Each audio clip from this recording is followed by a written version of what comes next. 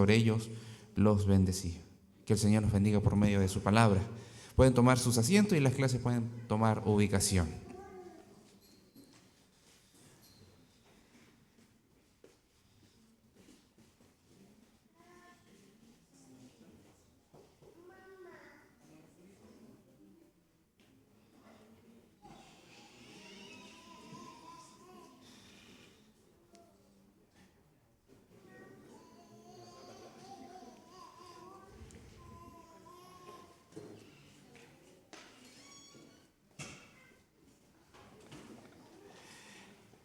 Bien, vamos. 1, 2, 3. ¿Aló?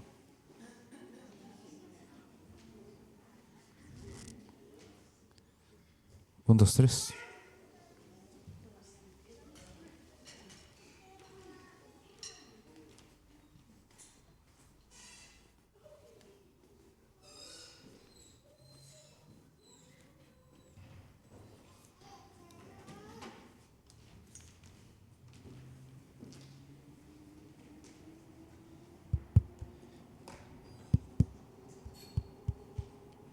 Púlpito. Ahí está. Bien. No sé si se acuerdan qué fue lo que vimos en la última clase. Pastor Matías ahí nos estuvo enseñando de algo súper importante, que a veces quizás no le damos el realce, pero todo lo que vive nuestro Señor Jesucristo, todo lo que vivió nuestro Señor Jesucristo es importante para nuestra fe. La ascensión. La ascensión. ¿Por qué es ascensión y no asunción? Y asunción no... ¿Qué significa asunción? Porque dicen la asunción de... Sí, ¿cierto? Bueno, hay una pequeña diferencia. Es un dato insignificante. Cuando ascendió el Señor, habían testigos, ¿verdad? Y la asunción, nadie lo vio. Pero dicen ahí algún grupo que se tomó a su mamá y se la llevó sin que nadie lo supiera, nadie lo viera. Entonces por eso es asunción, porque es algo oculto, subió ocultamente. Es como una pequeña diferencia. Cuando le pregunten asunción, ascensión, la ascensión es público, la asunción privado. Bien, y ahora el Señor que fue recibido en gloria, ¿qué está haciendo? Está sentado en el trono, reinando. De hecho, es interesante cuando hablamos del reinado de Cristo, en esa posición exaltada.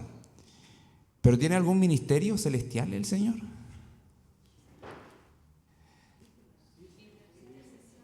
La intercesión. Así que hoy día vamos a estar hablando de ese ministerio celestial del Señor, ese servicio celestial. El Señor no es que su único servicio fue cuando vino a la tierra, sino que incluso después de resucitado y subió a los cielos, sigue intercediendo, estando allá en la gloria, sentado en el trono, sigue intercediendo por los santos. Sí, se ve. Sigue intercediendo por nosotros, y es interesante ver cómo el Señor presenta esta verdad a lo largo del Nuevo Testamento, e incluso algunas partes que se pueden ver desde el Antiguo Testamento. No vamos a ver muchas referencias, pero sí vamos a ver algunas en específicas. Por ejemplo, cuando nosotros vemos que el Señor está padeciendo, cuando el Señor está sufriendo, hay algo que Él hace cuando está muriendo en la cruz. De hecho, hay estudiosos que han dicho son 7 los clamores de Cristo en la cruz, y se estudian cada uno de ellos. Y uno de esos es: perdónalos, Señor, porque no saben lo que hacen. Eso es una oración, pero también se entiende que es una intercesión. Y el Señor no solamente intercedió por los suyos cuando estaba en la cruz, pero específicamente, en este caso, cuando vemos Isaías 53, de hecho esto es importante, todas las profecías se van cumpliendo en Cristo, y cuando vemos el versículo 12 de Isaías 53, dice: por tanto yo le daré parte con los grandes, y con los fuertes repartirá despojos, por cuanto derramó su vida hasta la muerte y fue contado con los pecadores, habiendo él llevado el pecado de muchos, llorado por los transgresores. Entonces, incluso la oración intercesora por los pecadores, estando en la cruz, estaba predicha. Y el Señor lo cumple perfectamente. Ahora, también hemos estado visitando la oración sacerdotal en diferentes ocasiones.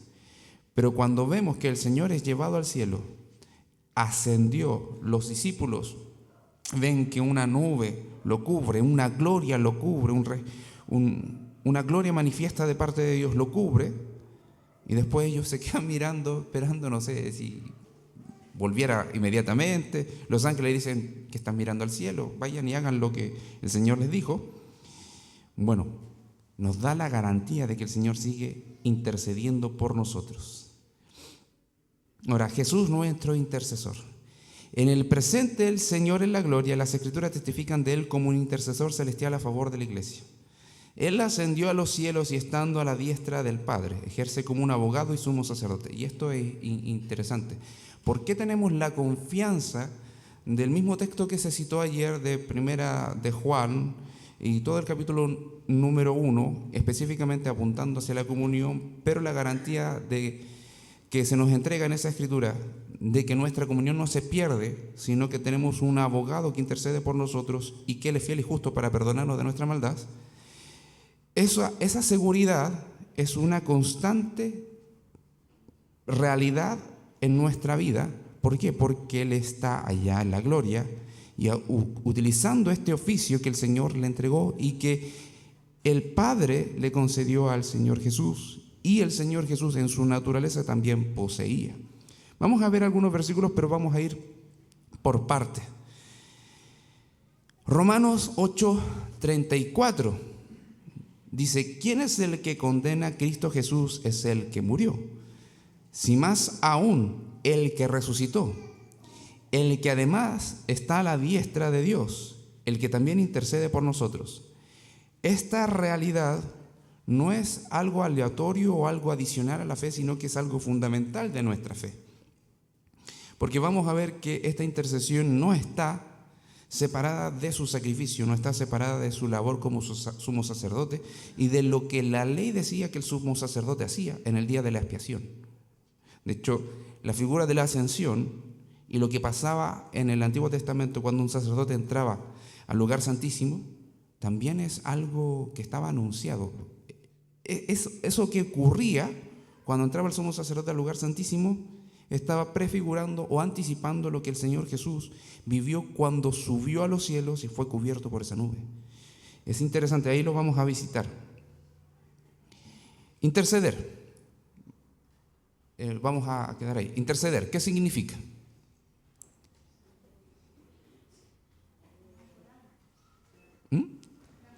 Clamar por alguien, ¿sí? ¿Alguien quiere complementar lo que dijo la hermana Soledad? Decirle: no, hermana Soledad, no eso. ¿Defender a alguien? Así es, clamar, defender, dijeron por ahí, defender y ponerse en el lugar de otra persona.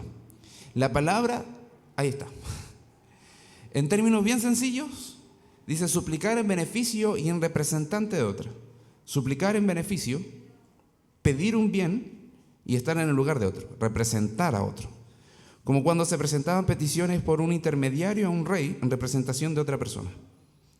Es como, eso es lo que se está graficando. Esa es la palabra que se utiliza en el idioma griego y ese es el significado. No estoy colocando ahí la palabra en griego, pero sí estoy colocando el significado. Entonces, pedir o rogar, se puede entender, pedir con fuerza o el bien hacia otra persona y estar en el lugar de otro.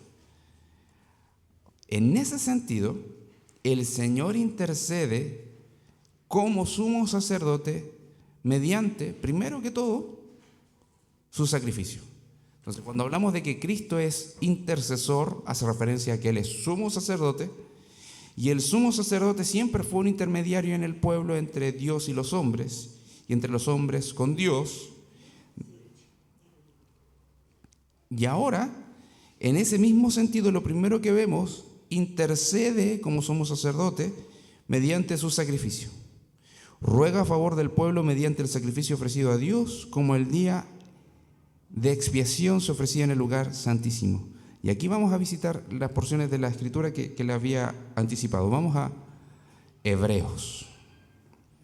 Vamos a Hebreos 9:24.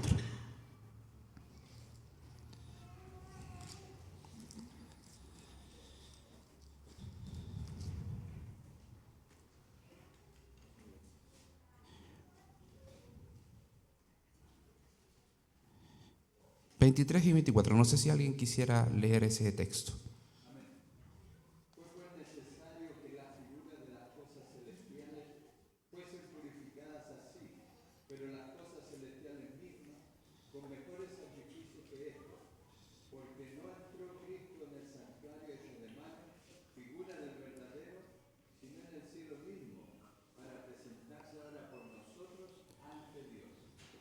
Así es. Entonces, ¿qué es lo que está presentando delante de Dios? Su vida, su sacrificio. Ese sacrificio que está haciendo referencia acá. ¿Cuáles son las cosas terrenales que son figuras? Bueno, vamos a Levíticos 16.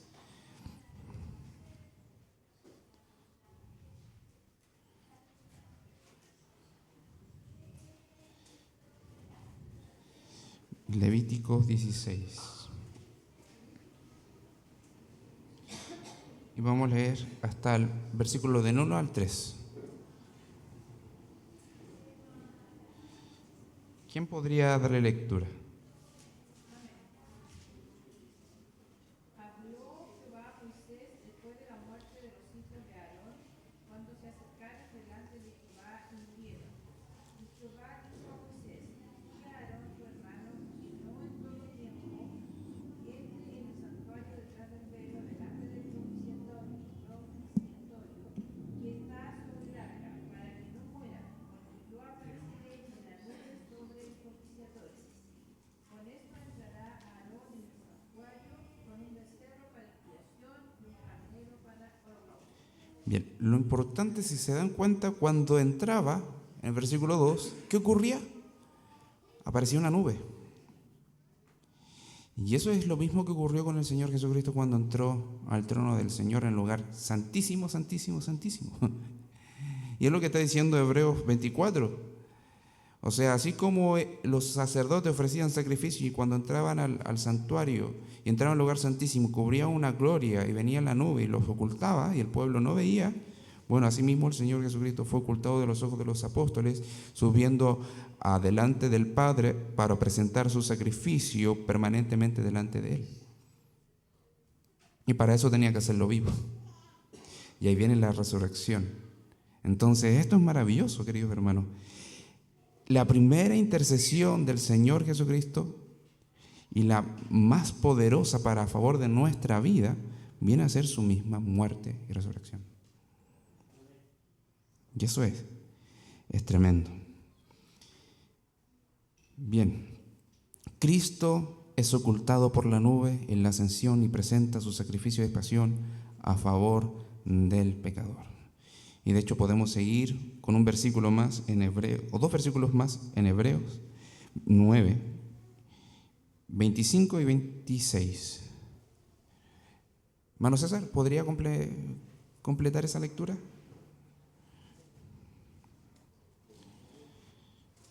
Hebreos 9, 25 y 26 ahora.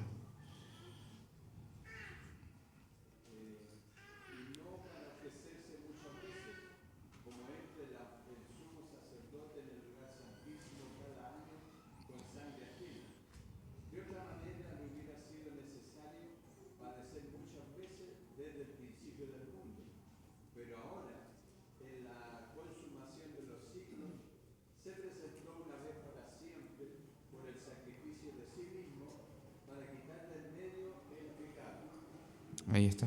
De manera perfecta, solamente un sacrificio, porque su vida era perfecta y santa, bastaba solamente una vez y para siempre.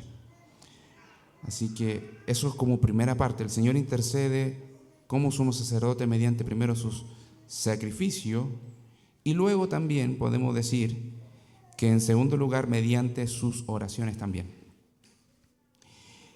Durante el ministerio terrenal del Señor Jesucristo vemos que Él tenía una vida de oración, ¿cómo llamarlo? De una manera intensa, dependiente, nunca ociosa, sino que siempre con la cantidad apropiada, siendo el Hijo de Dios, Tenía, incluso después de días agitados, lo que hacía él, iba a la presencia de Dios mediante la oración. Entonces, vemos al Señor Jesucristo que cuando incluso tenía que tomar decisiones, cuando eligió los 12 apóstoles, la noche anterior estuvo orando. Y es tremendo el ministerio de oración, o la vida de oración, más que ministerio, la vida de oración que tenía el Señor Jesucristo. Y hoy, estando allá en la gloria, sin teniendo una aflicción de la carne, sin tener una aflicción en la carne en cuanto a la divinidad, o sea, debilidad humana, mejor dicho, el Señor sigue orando, pero ya no en el sentido del mismo, sino por los suyos. Entonces el Señor elevó constantes oraciones por los suyos, hoy sigue orando por nosotros. Y esto es maravilloso, porque pensamos que es verdad que el Señor está en el reino de los cielos, nos deja su Espíritu Santo, pero Él mismo, como la persona del Hijo, no se desentiende de nosotros. Está intercediendo por nosotros de acuerdo a nuestras necesidades, nuestras debilidades, nuestras falencias, y también implorando bendición. O sea, su sacrificio está presente, y sus oraciones, que también son como un incienso agradable al Padre, también está realizándolas constantemente. Ahora, las oraciones normalmente nosotros pensamos que es algo muy elaborado, pero en el término sencillo de la oración es una conversación a cara descubierta. Y eso es lo que hace el Señor. Entonces podemos ir primero a Hebreos, nuevamente seguimos en Hebreos.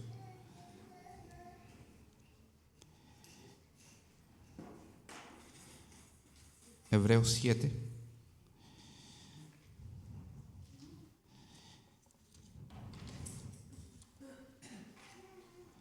Hebreos 7, del versículo 22 al 25. ¿Quién podría dar lectura?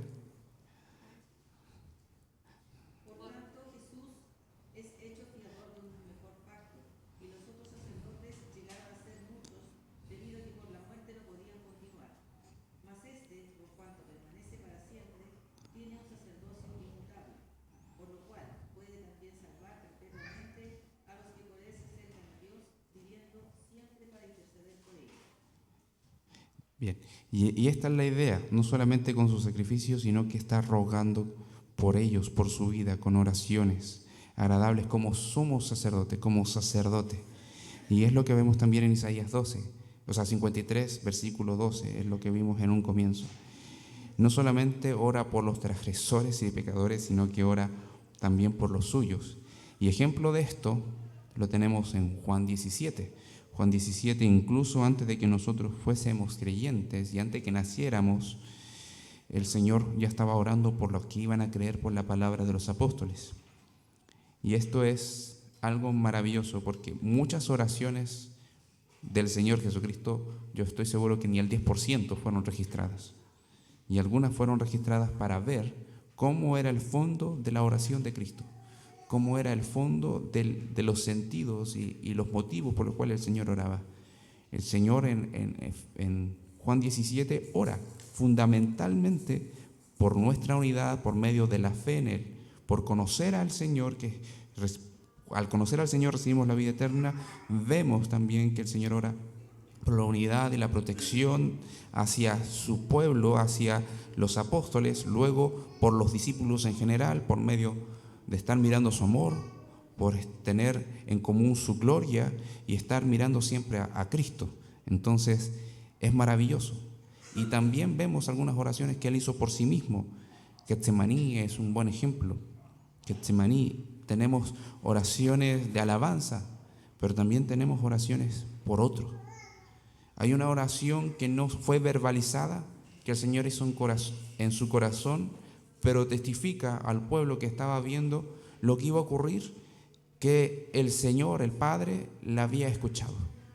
La había escuchado. ¿En qué momento fue eso? Estaba frente a la tumba de un amigo, fue a ver a su amigo que había muerto, Lázaro, había compartido con su familia, había estado compartiendo con María, Marta, les dio palabras de aliento en conversaciones rápidas, y el Señor llora, y antes de decir Lázaro ven fuera, eleva una segunda oración, diciéndole gracias Padre, porque siempre me escuchas. Y bueno, esto lo estoy diciendo para que la gente crea que tú siempre me escuchas. O sea, podemos tener confianza en que en Cristo intercede mejor que nadie por nosotros. Si hay alguien que ora perfectamente por nuestra vida, ese es nuestro sumo sacerdote y el Señor Jesucristo. Así que tenemos confianza en eso. Debemos de tener una confianza fuerte en eso. No hay nada ni nadie que pueda hacer cesar esas intercesiones que hace nuestro buen Salvador a favor de su pueblo, a favor de su iglesia. Bien, tenemos también que el Señor Jesús me desconcentro. El Señor Jesús intercede como sumo sacerdote mediante también su condición de mediador. Ya se han leído algunos versículos donde se presenta a Cristo como el mediador, fiador del nuevo pacto, y está muy ligado con la idea de lo que nosotros vimos en cuanto a su carácter de sumo sacerdote. Entonces, ¿qué es lo que vemos que Jesús hace como sumo sacerdote al interceder como sumo sacerdote en su condición de mediador? Bueno, ahí dice brevemente: el Señor garantiza un mejor pacto, es quien regula, dirige, es intermediario y resuelve el conflicto de Dios y el humano. Ahora, antes de avanzar, no coloqué una diapositiva del significado de mediador, pero ¿qué podemos entender como mediador? ¿Es como un abogado?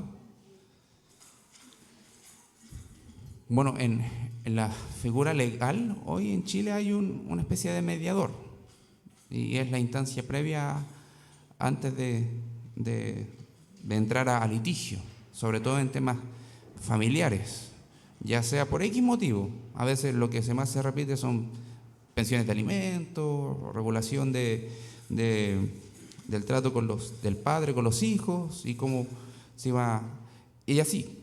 Y hay otros casos también, como cuando se está procediendo en divorcio también. Entonces hay un mediador. Entonces, ¿qué significa mediador?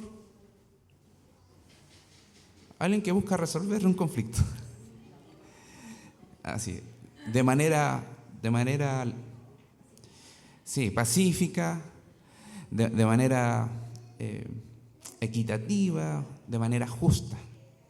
Entonces acá el concepto que se utiliza como mediador también busca resolver un conflicto. Esa es la idea. Ahora, este mediador no es solamente mediador, sino que también es el autor del pacto, el autor del acuerdo que va a traer esa solución y esa paz entre el conflicto más grande que ha habido en la humanidad. Es entre los hombres y mujeres con Dios.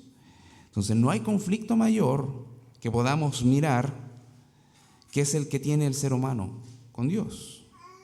Y para ello, para que se resolviese, tenía que haber un mejor pacto que el que había en un comienzo. ¿Por qué se habla de un mejor pacto? Porque es eterno, no está supeditado a las demandas humanas o las responsabilidades humanas, sino que está garantizado, incluso el pago de ese pacto y la aplicación de ese pacto no está regulado por una sangre de alguna criatura, sino por la misma vida del Dios hombre. Entonces, vamos a ir a Hebreos 9. Hebreos 9, 11 al 15.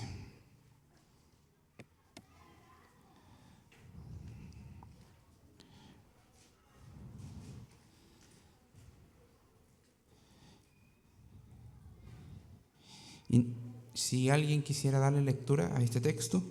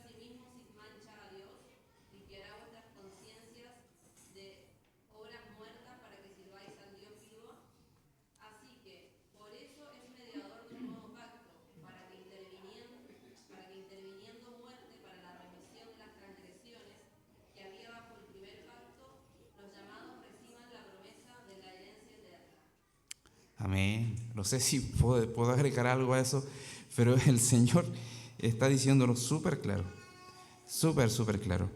No podría agregar quizás alguna explicación, solamente la comparación del Antiguo Testamento, que es lo que hace ahí. El Antiguo Testamento, el Antiguo Pacto, hay algunos que se enredan mucho diciendo, no, es que el Antiguo Pacto fue primero con Noé, segundo con Abraham, tercero con Jacob, después con Moisés. Y el referencia al Antiguo Pacto específico que está haciendo alusión acá es el que concernía y el que contenía un medio de purificación de pecados. Y ese es el que encontramos en el Sinaí, Horeb, el mosaico. Los antiguos pactos, los otros pactos del Antiguo Testamento implican otras áreas que el Señor también pretende cumplir y va a cumplir y ha prometido cumplir con el nuevo pacto cuando llegue la consumación de todo lo que está estipulado. Pero el asunto importante es ver que el Señor Jesucristo entregó su misma vida, su sangre, y por eso Él mismo encarna la solución del problema cósmico entre el ser humano con Dios y también de lo creado con Dios, porque la desobediencia del ser humano no afectó solamente a la raza humana, sino afectó todo el orden que el Señor había establecido. Ahora, en ese mismo aspecto, me gustaría detenerme solamente para citar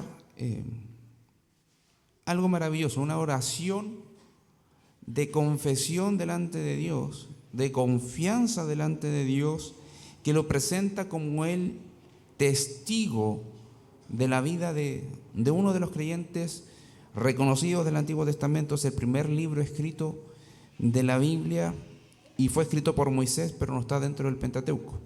¿Cuál es? ¿Qué libro es?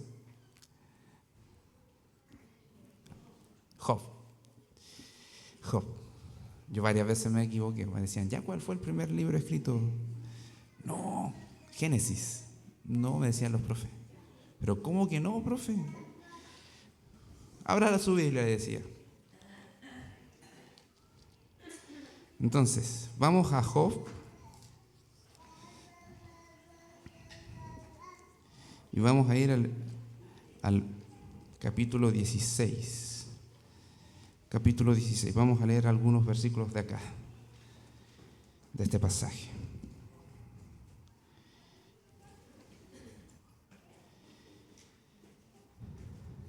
Versículo 18 al 22.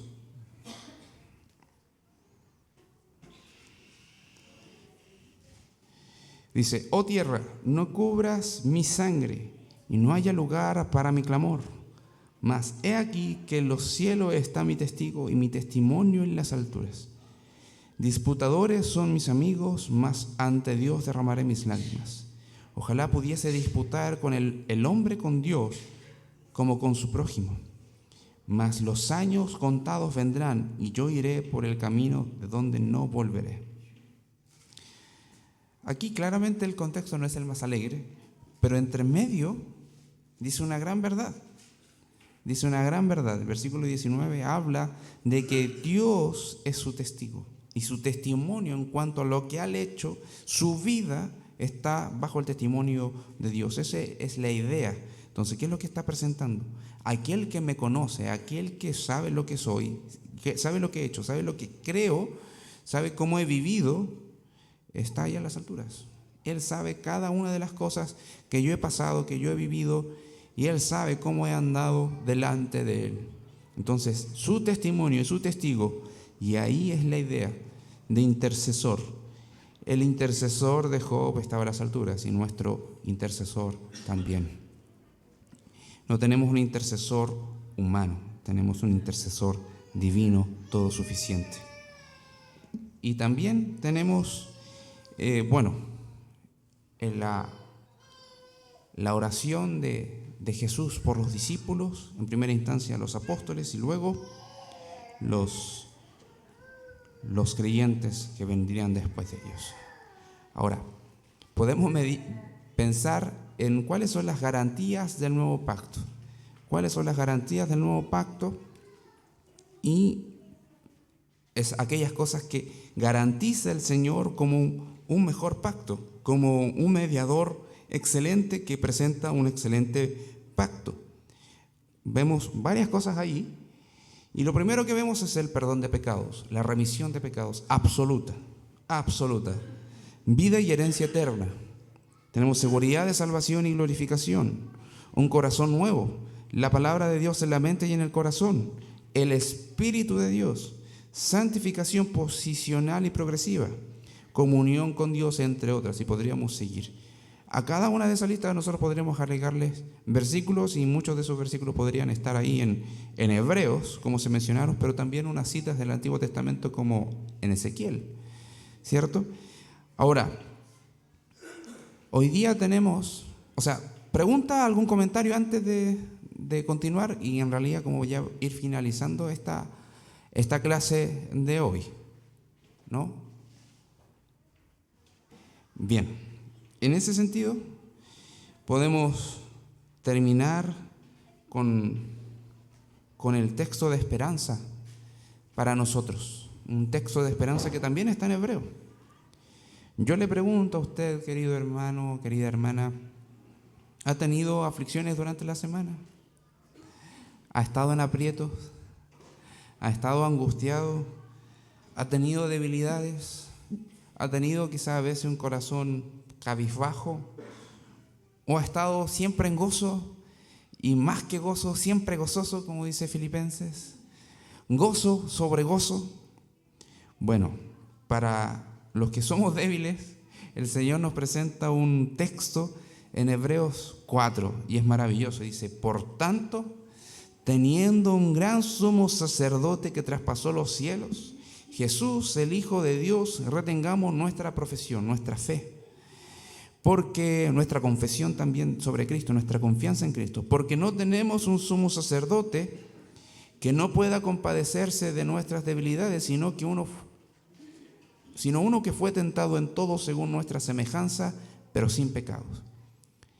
Acerquémonos pues confiadamente al trono de la gracia para alcanzar misericordia y hallar gracia para el oportuno socorro. Y eso es para nosotros, queridos hermanos. Y acá vamos a tener el texto de memoria. No van a ser estos 3 versículos, sino que va a ser el versículo 16. Hebreos 4, versículo 16. Porque hoy día también tenemos los versículos, quizás los vamos a aprender de memoria o probablemente no, pero vamos a empezar a estar llamando a las clases y también vamos a cantar el corito.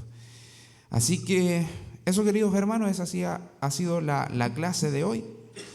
Y este es el texto para decirlo a viva voz. Hebreos 4, versículo 16. Así que vamos a esperar a los hermanos que puedan pasar.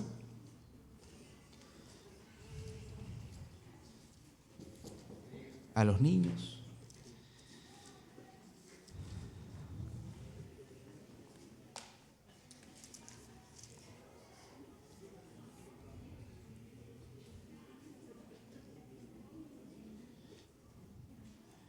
Acerquémonos pues confiadamente.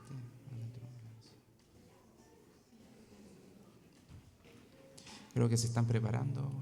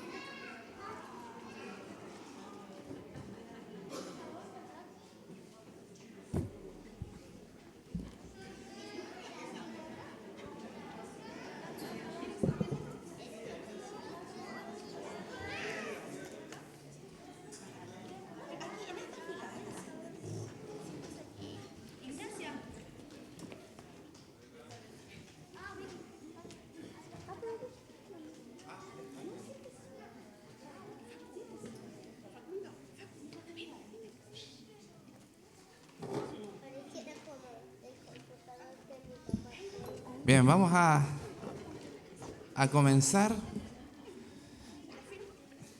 con los jóvenes experimentados, llamados adultos, así que nos ponemos de pie.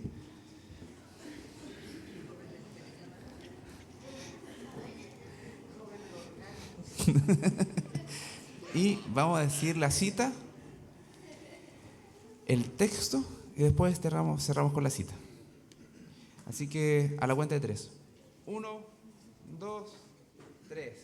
Hebreos 4:16. Acerquémonos pues confiadamente al trono de la gracia para alcanzar misericordia y hallar gracia para el oportuno socorro. Hebreos 4:16. Bien, muchas gracias. Pueden tomar asiento. Ahora van a venir la clase de hijos de David, más adelante. No, o sea...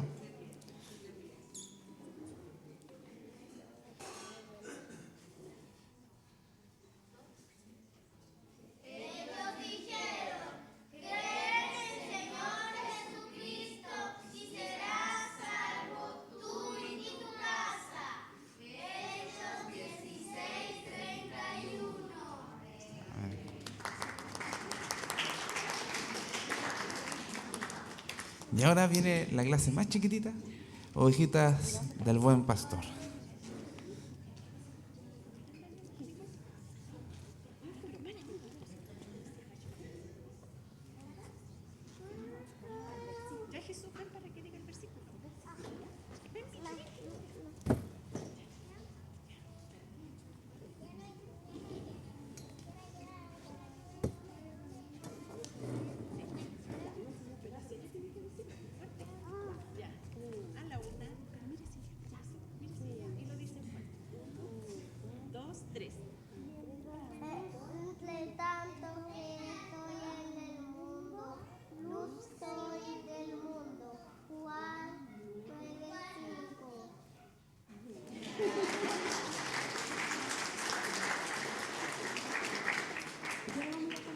Muy bien, ahora tenemos el corito de los niños, así que invitamos a las dos clases más pequeñas que puedan pasar acá adelante.